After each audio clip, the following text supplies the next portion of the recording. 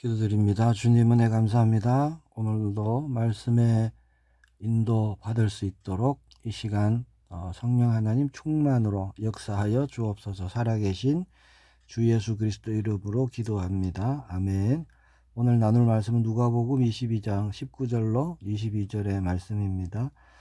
또 떡을 가져 감사기도 하시고 떼어 그들에게 주시며 이르시되 이것은 너희를 위하여 주는 내 몸이라. 너희가 이를 행하여 나를 기념하라 하시고 저녁 먹은 후에 잔도 그와 같이 하여 이르시되 이 잔은 내 피로 세우는 새 언약이니 곧 너희를 위하여 붓는 것이라.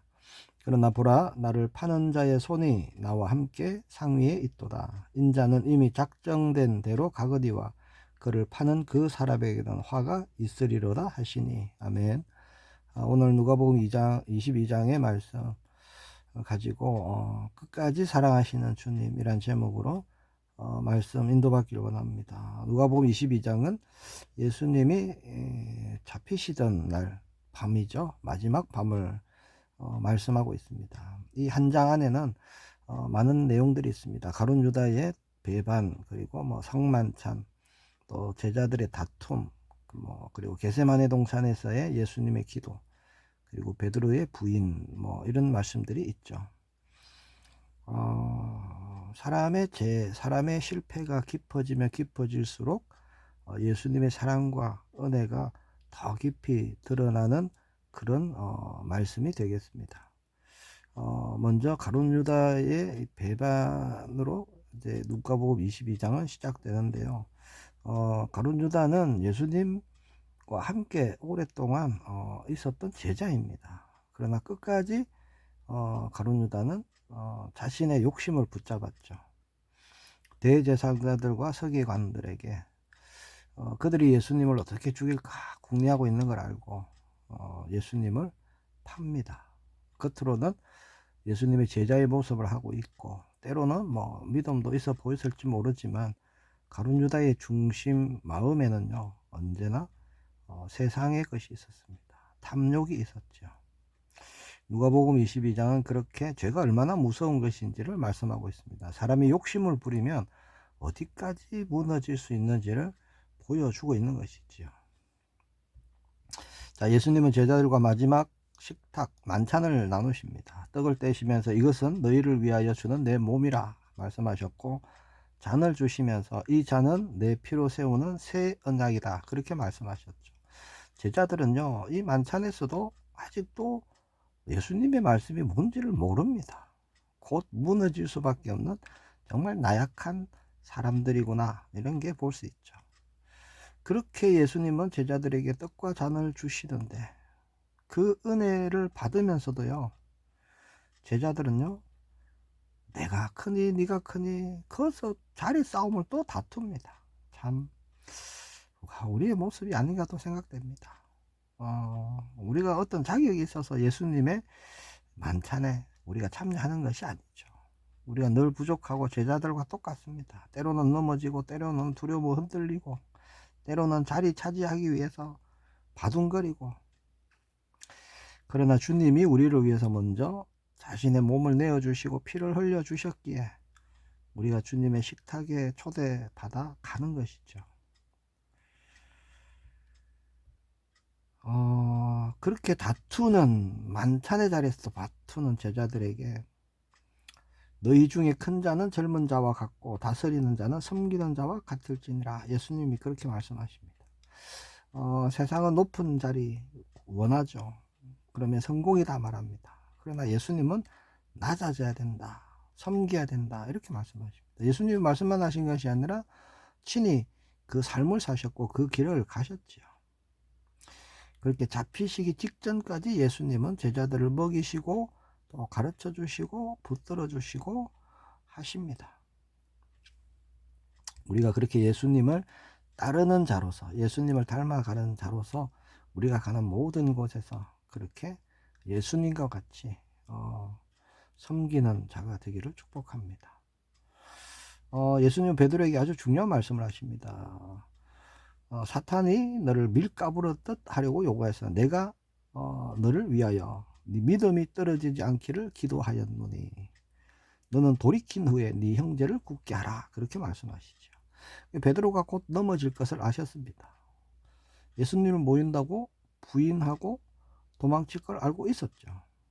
그렇다고 뭐 베드로를 미리 원망하거나 나무라거나 뭐 포기하거나 그러지 않으십니다. 오히려 그런 일이 있을 걸 아시고 미리 믿음이 떨어지지 않도록 기도하였다라고 말씀하시는 것이죠. 베드로야, 넌 절대 실패하지 않을 거야. 예수님은 그런 말씀하신 게 아닙니다. 네가 돌이킨 후에 그렇게 말씀하셨죠. 우리가 연약해서 넘어질 것을 다 아시고 예수님은 미리 회복의 길을 다 준비하고 계신다는 겁니다. 단 한 번도 넘어지지 않는 사람이 믿음의 사람이냐? 물론 그리 되면 좋겠죠. 근데 그럴 수 있는 사람이 없습니다. 아브라함도 넘어지고 노아도 넘어지고 넘어집니다. 중요한 것은요, 믿음의 사람은 넘어졌을 때 하나님의 은혜로 믿음으로 다시 일어난다는 것이죠. 그 후에 예수님은 감난산으로 가셔서 기도하십니다. 아버지여, 만일 아버지의 뜻이거든 이 잔을 내게서 옮기시옵소서. 그러나 내 원대로 마옵시고 아버지의 원대로 되기를 원하나이다. 얼마나 기도를 간절히 하셨던지 땀이 핏방울이 되어 떨어졌다라고 말씀하죠. 기도의 본질은 뭘까요? 내 뜻을 하나님께 관철시키는 것이 아니라 하나님 뜻에 나를 맞추는 것이죠. 그게 기도입니다. 기도하지 않는 사람은요, 쉽게 흔들리고 쉽게 무너지는 거예요. 그러나 기도하는 사람은 두려움이 일어난다 할지라도 어떠한 상황에 닥친다 할지라도 하나님의 뜻을 구하기 때문에 쉽게 흔들리지 않는 것입니다. 자, 예수님이 그렇게 기도하는데 베드로는 기도를 했느냐? 기도 안 했어요.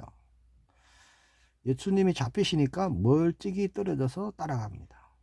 성경에 보니까 그렇게 돼 있죠. 멀찍이 떨어져서. 자, 완전히 떠난 것이 아니죠. 그렇다고 가까이 있는 것도 아닙니다. 적당한 거리를 두고 그렇게 지금 예수님 따라가는 거예요. 오늘을 살아가는 우리들의 모습인지도 모릅니다. 예배는 드리지만 세상 앞에서 신앙, 믿음을 숨기고 싶을 때가 있죠. 그래서 숨길 때도 있습니다. 간혹. 주님을 사랑합니다 말하지만 내가 손해볼 것 같으면 한 걸음 물러설 때가 있고, 어때 관계가 불편해질까봐 침묵할 때도 있고, 믿음의 선택보다 나의 안전, 나의 어떤 유익을 더 붙잡을 때가 있는 것이죠. 그게 멀찍이 따라가는 신앙생활입니다. 자, 이런 신앙은요, 결국 결정적인 순간을 만나면 부인하게 된다는 거예요. 나 그런 몰라요. 이렇게 된다는 것이죠. 베드로가 그랬습니다. 갑자기 베드로가 예수님을 부인한 게 아니에요. 이게 쌓여져 왔던 겁니다. 베드로가 평소에 기도가 없었고 자신감도 있었죠. 베드로는 주님 절대 그럴 수 없습니다. 내가 끝까지 주님을 지키겠습니다. 뭐 이런 자신감이 있었습니다. 내가 할 수 있다는 것이죠. 자, 그런 것이 거리를 두게 만들죠. 그러다 결국 예수님을 모른다고 부인해버린 겁니다. 그 연약함을 예수님이 다 알고 계셨죠. 누가복음 22장에 은혜가 되는 사건 중에 하나가 바로 그렇게 예수님을 모른다고 3번 부인했던 베드로를 바라본 예수님의 시선입니다. 61절에 보면요, 주께서 돌이켜 베드로를 보시니 이렇게 되어 있습니다. 자, 이때가 언제일까요? 베드로가 예수님 절대 모른다고 3번째 부인하고 나서 닭이 꼬꼬댁하고 울었을 그때입니다. 자, 그때 닭이 딱 오니까 그 베드로가 순간 생각이 났겠죠. 이거 예수님이 하신 말씀 아니야. 첫 닭이 울기 전에 3번 부인할 걸 하셨는데, 그래서 베드로가 예수님 쪽을 딱 바라봤는데 어떻게 했다고요? 예수님이 베드로를 보고 계셨다는 겁니다. 61절에 주께서 돌이켜 베드로를 보시니, 닭이 울자마자 예수님이요 베드로를 다 이렇게 보신 거예요. 자, 그 예수님의 시선, 그 예수님과 눈이 마주쳤어요. 이렇게 멀찍이 떨어져 있었습니다. 베드로는요, 예수님의 시선을 대하고 밖에 나가서 대성통곡을 합니다. 예수님의 시선은 뭐였을까요? 물론 거봐, 너 넘어지잖아, 뭐 이런 깨닫게 하는 눈길일 수도 있겠습니다만, 동시에 베드로야, 내가 너를 알고 있다. 네가 지금 나를 부인했지만 너는 나를 사랑해. 나도 너를 사랑해. 뭐 이런 은혜의 눈길이었을 것 같습니다. 그러니까 그 눈길을 보자마자 예수님과 눈이 마주치자마자 베드로는요 통곡할 수밖에 없었다는 것이죠. 그렇게 통곡으로 시작된 베드로의 회개 회복되었습니다. 베드로는 그 낙심의 자리, 무너진 실패의 자리에서 끝나지 않았죠. 실패를 통해서 우리는 더 깊은 하나님의 은혜를 체험하게 되는 것입니다. 오늘 누가복음 22장 말씀에 우리 자신을 한번 비춰보길 원합니다. 나는 가룟 유다처럼 내 욕심을 자꾸 구하고 붙잡고 있지는 않은지, 나는 다른 제자들처럼 높은 자리, 남이 알아주는 자리를 자꾸 구하고 있지는 않은지, 또 나는 베드로처럼 멀찍이 떨어져서 예수님을 따라가고 있지는 않은지, 우리는 어디에 서 있을까요? 나는 어디에 서 있습니까? 그러나 중요한 것은요, 내가 어디에 서 있다, 이것보다 더 놀라운 것이 있습니다. 내가 서 있는 그 모습, 그게 우리의 전부가 아니라는 것이죠. 누가복음 22장에서는 그 회복의 말씀을 함께 해주시죠. 예수님은 우리를 위하여 몸과 피를 내어 주셨습니다. 그렇죠? 그리고 예수님은 넘어질 우리를 위해서 지금도 중보하고 계신다는 겁니다. 예수님은 실패한 자를 다시 일으켜 세우시고 형제를 굳게 하는 사람으로 사용하십니다. 자, 중요한 것은요, 우리가 어떤 자리에 있든지 멀찍이 떨어져 있다 할지라도 다른 제자들처럼 높은 자리, 남이 알아주는 자리를 구하는 지금 뭐 그런 상태라 할지라도 괜찮습니다. 낙심할 이유가 없습니다. 그러나 회개해야 될 이유는 있죠. 우리는 돌이켜야 될 이유는 분명합니다. 왜냐, 우리는 예수님께 돌아가야 되기 때문에. 예수님이 빛이 되시고 예수님이 생명이시기 때문에 우리 그런 그 모자란 자리, 부족한 자리, 연약한 자리에 예수님이 함께 하실 때 그곳은 은혜의 자리가 되고 능력의 자리가 될 줄 믿습니다. 회복의 자리가 될 줄 믿습니다. 32절에 그러나 내가 너를 위해서 기도했다, 이렇게 말씀하시죠. 이 얼마나 은혜의 말씀입니까? 우리가 넘어질 걸 아시고 미리 기도하시는 주님입니다.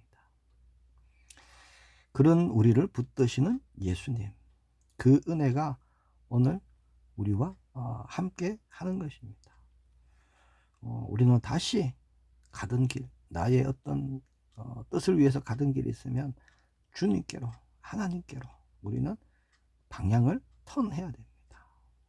다시 기도하고 다시 일어나고 하나님 주신 은혜로 힘으로 다시 회복되어져서 이제 하나님이 사용하시는 형제를 세우는 사람으로 쓰임받기를 축복합니다. 누가복음 22장의 끝은요, 연약한 사람은 역시 실패할 수밖에 없구나, 이게 아니에요. 예수 그리스도의 신실하심입니다. 하나님은 끝까지 사랑하시는구나, 끝까지 포기하지 않으시는구나, 이게 결론입니다. 그 하나님이 오늘 우리와 함께 동행하십니다. 모든 일에 승리하는 저와 여러분 되기를 축복합니다. 기도하겠습니다. 주님, 은혜 감사합니다. 오늘도 말씀으로 인도하여 주심을 감사합니다. 우리 안에 있는 가룟 유다의 어떤 그런 생각들, 또 높아지려는 마음들, 또 멀찍이 떨어져서 주님을 따라가고 싶은 마음들이 있다면 다 내어버리기를 원합니다. 끝까지 우리를 사랑하시고 기도해 주시는 그 은혜를 붙잡고 가기를 원합니다. 나의 뜻보다 하나님의 뜻을 먼저 구하게 하시고 실패의 자리, 낙심의 자리에 설 때 우리가 돌이켜서 주님께로 나아갈 수 있도록 회복의 증인으로 서게 하옵소서. 주 예수 그리스도 이름으로 기도합니다. 아멘.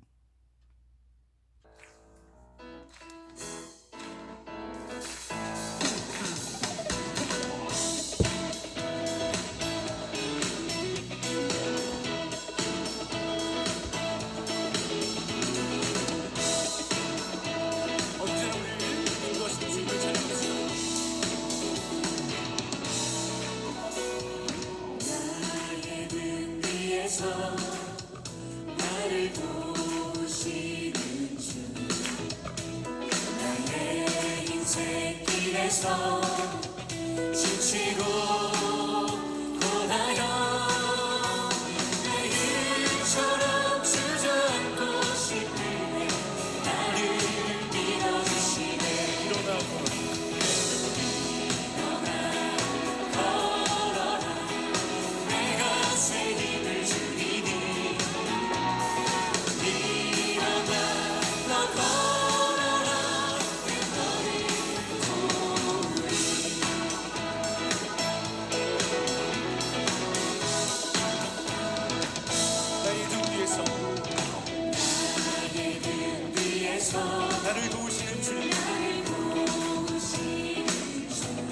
고난의 길을 갈 때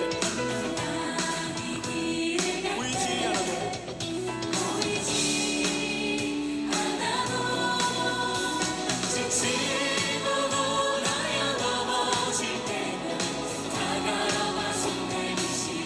일어나